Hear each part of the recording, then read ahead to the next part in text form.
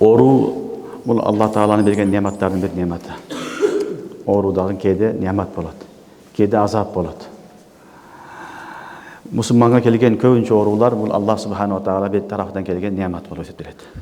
Себеби мусулман баласы күнөө кылып күнөөлөрүн жуба турган жакшы амал кылбагандан кийин Алла Субханаху ва Таала ага оору берет. Өзү жакшы амалдар менен, салих амалдар менен күнөөсүн жубагандан кийин Алла Субханаху ва Таала ыктыярсыз, гайри ыктыярий болгон ооруларды берет. Ошол оорулар аркылуу биздин толуп кеткен күнөөлөрүбүздү Алла Таалам жууп тазалайт. Ошентип биз Кудайдын астына таза болуп барганга жетишебиз. Ошон үчүн оорудан көп чочугандын, корккондун кажети жок. Аллахтын тарафынан берген чоң нематтардын бирөөсү. Бирок Аллахтан оору сурабаш керек. Аллахтан афият сураш керек. Салуллахал афия. Алладан афият, ден соолуктун жакшы болуштугуну, тынчтыкты сураш керек. Аллахтан уруш, жаман нерсе, оору сурабаш керек.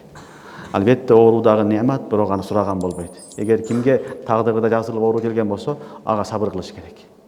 Алла Субханаху ва Таала ошол амалы менен жууа албаган күнөөлөрүнү оору аркылуу жууп тазалайт. Амалы менен жетпей турган даражага Алла Субханаху ва Таала ошол оору аркылуу жеткизет.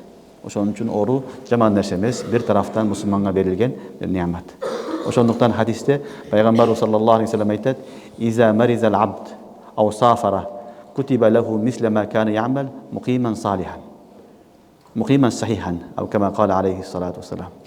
Эгер бир пенде кесел болуп калса, же сапарга чыкса, ошол ибадаттарды аткара албай калса, ошол кесел учурунда дагы, муқим учурундагыдай, мусафир учурунда дагы, муқим учурундагындай, кесел учурда дагы, таза учурунда кандай амал кылган болсо, ошолордун баардыгынын сообун Аллах Таалам берет деген.